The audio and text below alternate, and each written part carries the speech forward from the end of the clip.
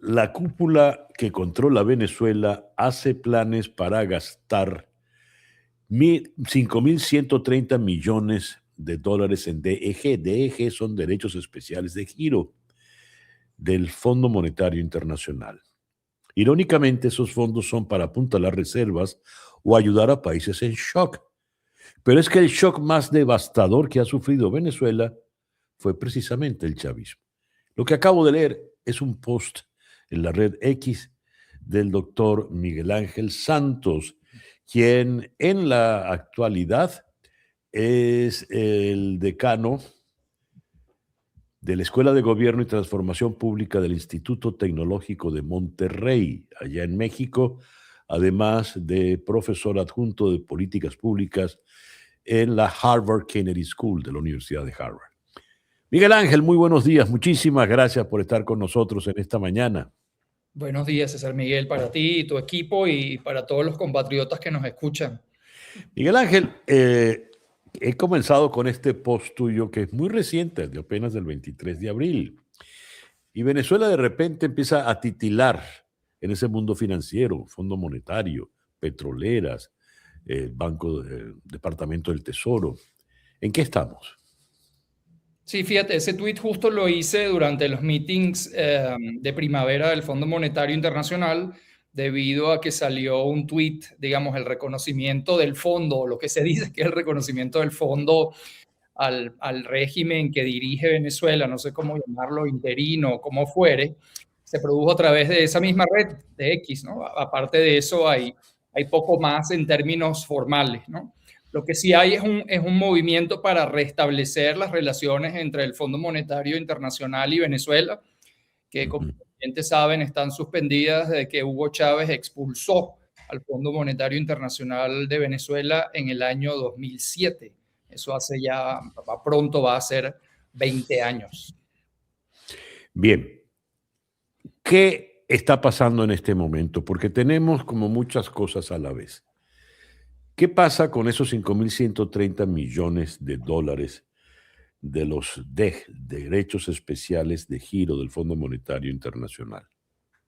Mira, esos derechos especiales de giro son una asignación que se distribuyó en su momento de acuerdo con la importancia económica de los países, con la creación de estas instituciones tras el acuerdo de Bretton Woods, y luego se aumentaron en la crisis financiera global de 2008-2009. Estos fondos, César, no tienen en principio ninguna condicionalidad. Son unos títulos que para tú usarlos necesitas dos cosas: que el Fondo Monetario Internacional te reconozca como autoridad, porque al final esto se reduce a algo muy logístico y muy práctico. Alguien tiene que girar la orden de dar la venta, y esa persona que gira la orden de dar la venta tiene que ser una institución reconocida por el gobierno o por la Junta Directiva del Fondo Monetario Internacional. Y segundo, necesitas a otro país que te lo compre. Entonces son unos títulos que tú esencialmente puedes disponer de ellos. En el caso de Venezuela son cerca de 5.000 millones de dólares. El valor fluctúa a diario, pero son cerca de 5.000 millones de dólares, que para mí representan aproximadamente unos 6 puntos del Producto Interno Bruto de Venezuela hoy en día. Es dinero significativo que viene con una condicional, no tiene condicionalidad, es simplemente un derecho de girar, literalmente como suena, de parte de los países miembros. ¿Por qué Venezuela no lo había podido usar? Bueno, precisamente en primer lugar por la expulsión del propio Fondo Monetario en el 2007, por la soberbia del propio régimen de Venezuela y su discurso anti-Estados Unidos, anti-Fondo Monetario Internacional, y en última instancia de 2018 para acá, y ya más grave, precisamente por el hecho de que el gobierno de Venezuela no era reconocido como tal, entonces mal podía disponer de estos fondos. Irónicamente, César, la gente que gobierna hoy en Venezuela se ha espalillado todos los recursos de Venezuela, y una deuda de 160, 180 mil millones de dólares, y estos fondos son los únicos que no se gastó por las razones que te expliqué. Entonces me parece muy irónico que en medio de este acto de reconocimiento tras la salida de Maduro y esta transición que no termina de ocurrir y no puede ser catalogada como transición, les vayan a dar la oportunidad de disponer de estos fondos, que son los únicos de los que no dispusieron en 28 años. A ver, estos espalilladores, como acabas de decir, pues son los que van a administrar esos fondos. sin supervisión alguna, ahora que se supone que todas las cuentas pasan primero por Washington. Sí, cabe asumir que no lo van a poder disponer a discreción y va a caer como la mayoría de las cosas en estos meses, César, en un terreno intermedio. Sin duda que dentro del régimen de tutela que existe desde el 3 de enero hasta la fecha, va a haber algún condicionamiento, no digo escrito y dentro del programa del fondo, porque la disposición de los derechos especiales de giro no lo exige, pero sí de parte del gobierno de Estados Unidos que tutela las acciones que ocurren en Venezuela, de que ocurran ciertos cambios, ¿no? Y esto pudiera ser utilizado de manera positiva o pudiera no ser utilizado de manera positiva para motivar cambios en la propia estructura del Banco Central. El Fondo Monetario no tiene con quién dialogar, no tiene contrapartes en el banco. El banco ha perdido una enorme cantidad de capital humano y capacidad técnica. Muchos de sus mejores técnicos, conozco a varios de ellos manejando Ubers en el sur de la Florida. Entonces, digamos, no hay estadísticas desde 2018 de cuentas nacionales, de balance de pagos.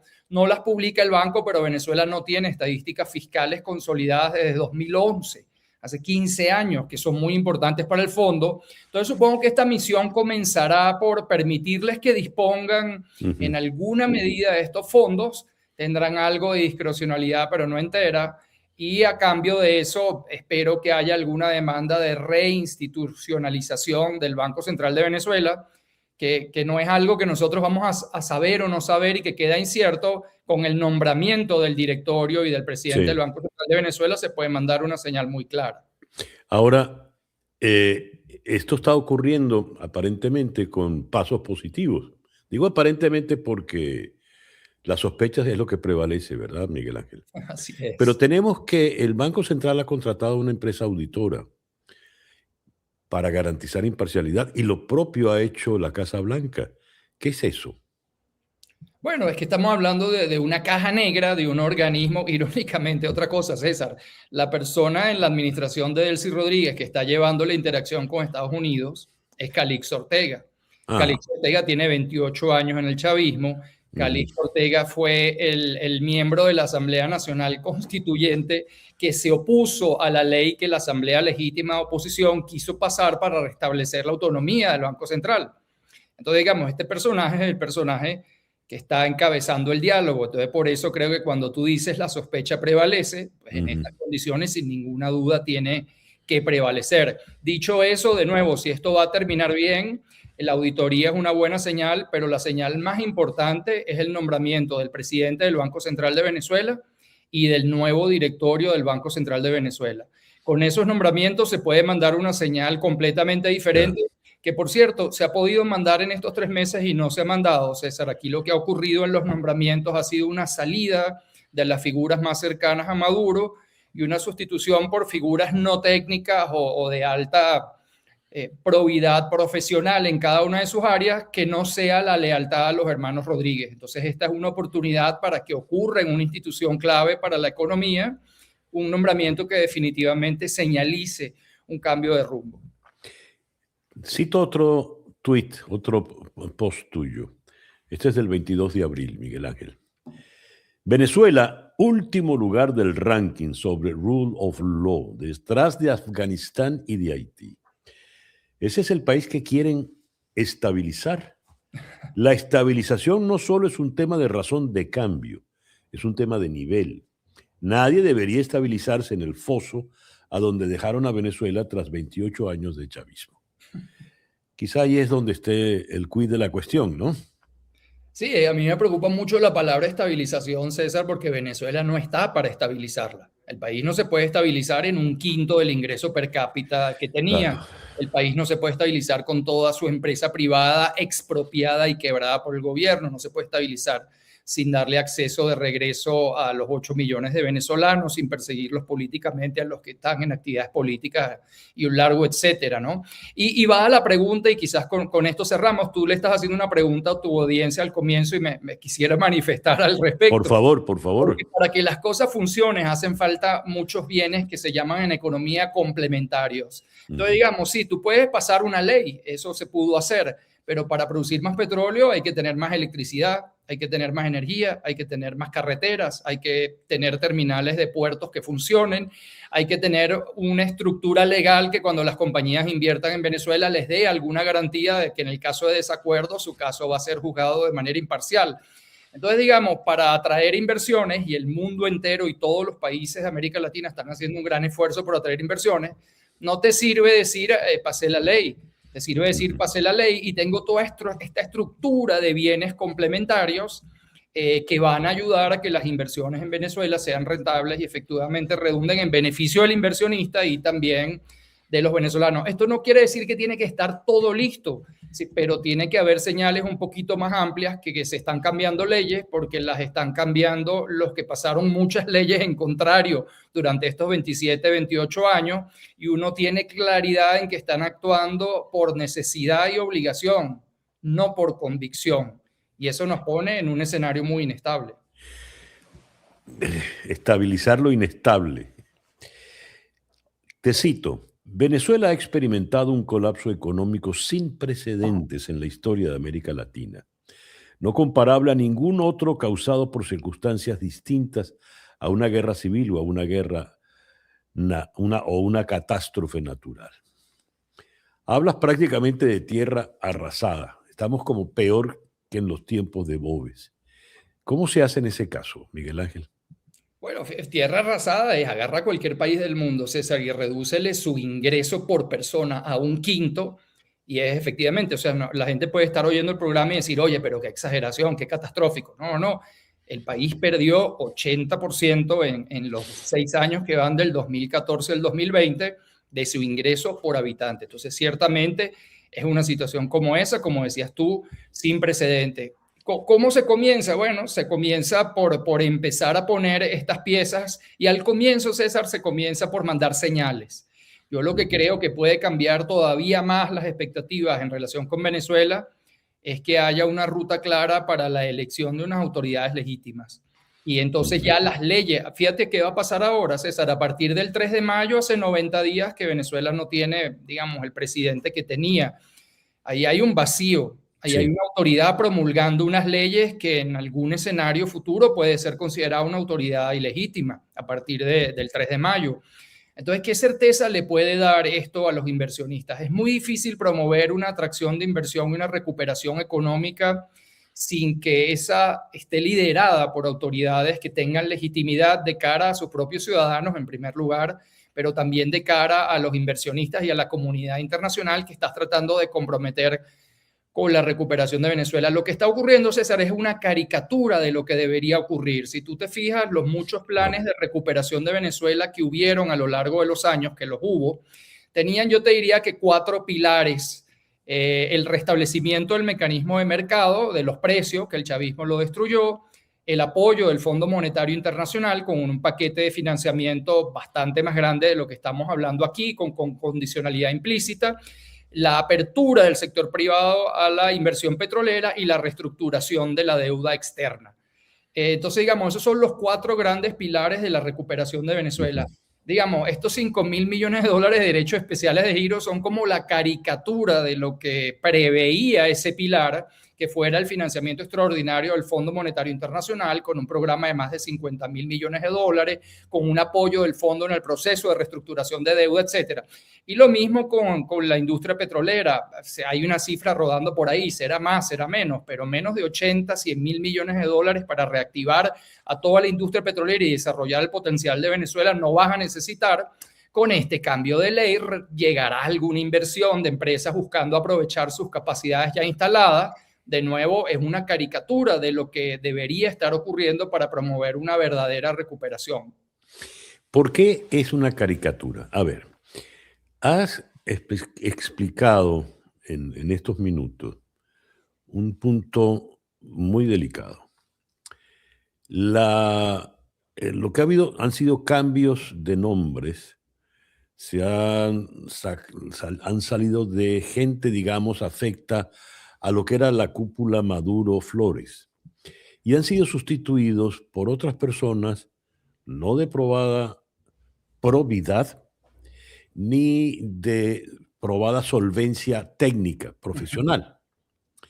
Se les ha sustituido porque, lo dijiste, son leales a los hermanos Rodríguez. Es decir, se ha cambiado un tipo de lealtad por otro tipo de lealtad. Pero ¿lealtad para qué? Porque yo puedo tener mucha lealtad en un astronauta dispuesto a ir al espacio exterior, ¿verdad? Y esa es su misión.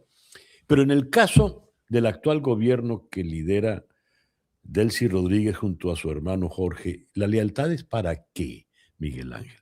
¿Por qué están envueltos en una caricatura? Me da la impresión de los ratoncitos hámster corriendo en ese sinfín. Sí, yo creo que es una gran pregunta y creo que también estás tocando un punto que es como el elefante en la cristalería. Se lo puedes mencionar o no lo puedes mencionar, pero tenerlo ahí es un gran peligro.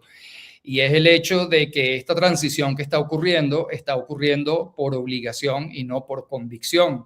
El temor que tienen todos los venezolanos, la inmensa mayoría que aspira a una transición y a ver la libertad y la democracia de vuelta en Venezuela, el gran temor que tiene es que Trump se distraiga, que Trump está ocupado con cosas más graves, que a partir de las elecciones de midterm de noviembre cambie su función objetivo y Venezuela deje de ser una prioridad, en cuyo caso tú y yo y todos sabemos cuáles van a ser la preferencia de los hermanos Rodríguez.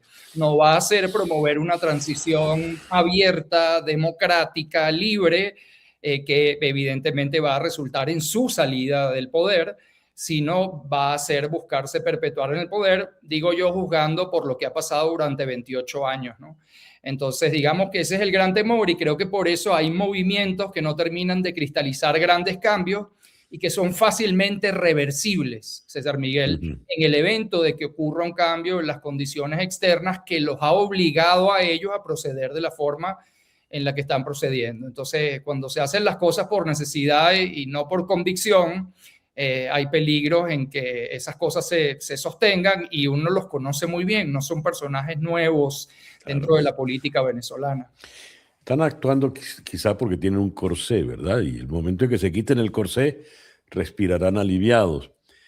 Ahora, ya que has puesto el dedo en la llaga y has mencionado al caballero, al presidente Trump, dijiste, si el presidente Trump se distrae, una manera muy elegante de decirlo, ¿ya estará distraído el presidente Trump con relación a nosotros? Fíjate, esa pregunta se hacía mucho en Washington durante las reuniones de primavera del Fondo Monetario. Y yo creo un poco, César, que la respuesta es no puede ser una prioridad Venezuela. Digamos, Marco Rubio en su escritorio cuando llega en la mañana, en medio de la guerra de Rusia-Ucrania, de lo que está ocurriendo en Irán, de la crisis árabe-israelí, no creo que tenga Venezuela entre las cosas que tiene top of mind, como se dice. Dicho eso, tampoco creo que esté fuera del escritorio. Entonces, habrá alguna tutela, habrá algunos días en los que no hay instrucciones y entonces esta gente vuelve a las andadas. Entonces, alguien ahí internamente es mucho más espasmódico y menos sistemático de lo que uno cree. Entonces, alguien por ahí dice, oye, dale una llamada a esta gente, que entonces se detuvo la liberación de presos políticos, que ahora detuvieron a esta otra persona. Entonces, bueno, vuelven a las andadas, hay una llamada, hay una suerte de expresión de corrección mínima y en ese equilibrio inestable nos hemos ido moviendo, César Miguel. Has insistido en estos minutos, Miguel Ángel, en que hay que dar señales y dar señales aparentemente sería muy fácil. Has insinuado nombres, ¿verdad? Ponga usted a las personas indicadas y eso ya será una señal suficiente de que hay buena intención y de que vamos por buen camino. Tú imagínate que nombren a Alberto Arteaga presidente del Tribunal Supremo de Justicia, César Miguel. ¿Qué señal puede haber más fuerte que esa? Exactamente, es un muy buen ejemplo, muy buen ejemplo. Muy buen ejemplo. Pero no lo nombran, no lo van a nombrar. Mira lo que pasó con la designación del fiscal general y la defensora del pueblo, ¿no? Bueno, y del encargado de la presidencia del Banco Central, un personaje completamente anodino, desconocido y sin ninguna capacidad técnica. Esta conversación entonces nos puede dejar muy pesimistas, Miguel Ángel. No, yo creo que estamos en un punto en que debemos estar pendientes. Sí es cierto que hasta aquí yo no te diría que ha ocurrido ningún cambio en nombramiento que tú digas que señaliza un cambio de rumbo definitivo. Yo lo que creo que hay que estar es alerta. No hay que estar pesimista ni hay que estar optimista. Lo que hay que estar es alerta para actuar, para ver si podemos tomar nosotros las riendas de nuestro propio destino como país y no dependemos de que ocurra algo que nos dejó pesimistas o Sí. optimistas o algo. Yo creo que nos tenemos que mover hacia un tablero en el mes de mayo donde empezamos a jugar más nosotros y a verlo menos por televisión. Y cuando digo nosotros, creo que hablo por todos los venezolanos. Sin lugar a dudas. Regresemos un momento a los números, por favor, porque 5.000 millones de los DEC, ajá, está bien, es mucho dinero, dinero importante, pero palidecen al lado de los 80.000, 100.000 millones de deuda, ¿no? Claro. ¿Cómo manejamos cifras tan exorbitantes?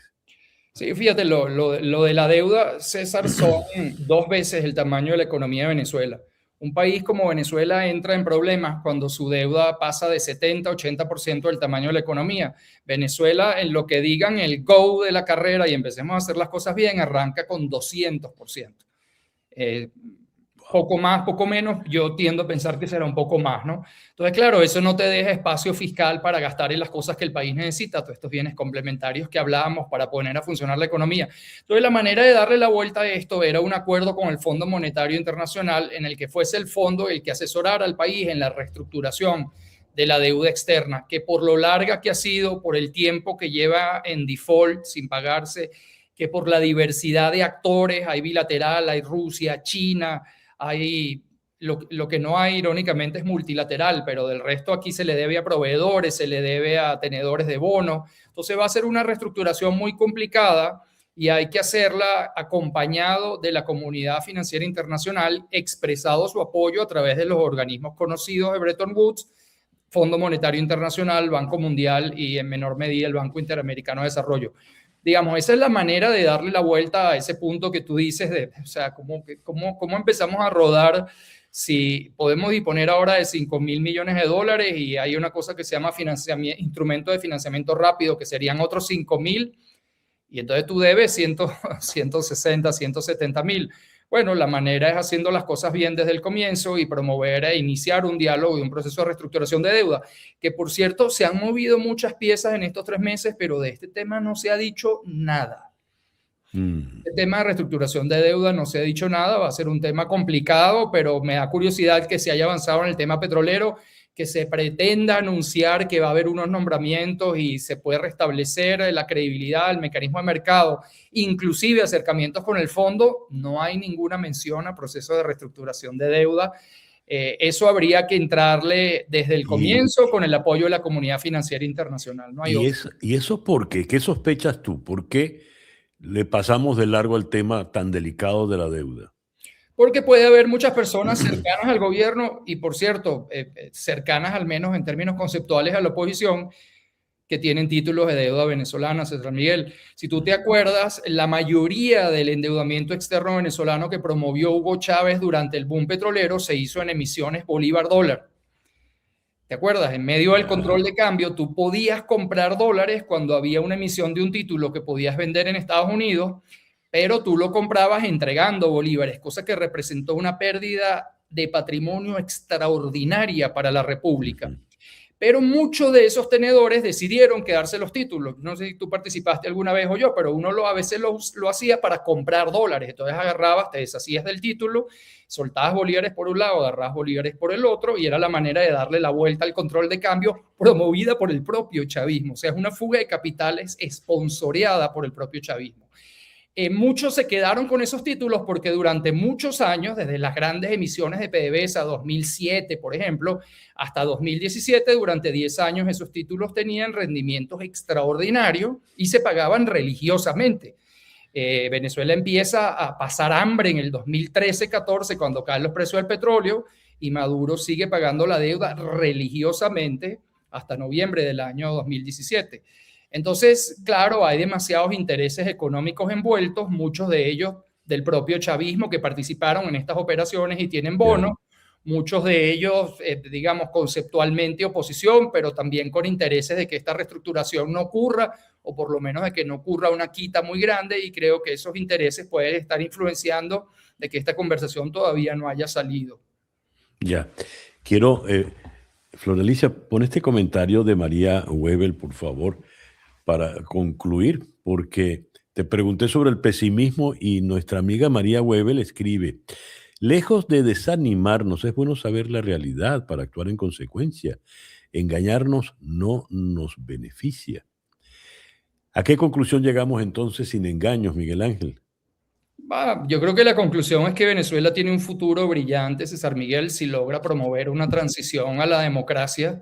Va a ser duro, nos están dejando en un nivel que es el subsuelo del desarrollo económico, pero como me decía Martín Echeverría del proyecto Cumbre, creo que lo conoces bien, Hoy, ¿cómo no? no Claro que sí, importa muy buen tanto amigo. el nivel para el entusiasmo y para la felicidad, lo que importa es el cambio de nivel. En el momento en que Venezuela efectivamente cese de caer y cambie la derivada hacia arriba, creo que en ese momento va a haber un gran entusiasmo. Vamos a estar muy lejos del nivel que estuvimos, pero yo creo que lo que va a marcar el verdadero sentimiento es ese cambio dependiente al que él se refería cuando empecemos a dejar de caer y empecemos a subir de nuevo a la cumbre.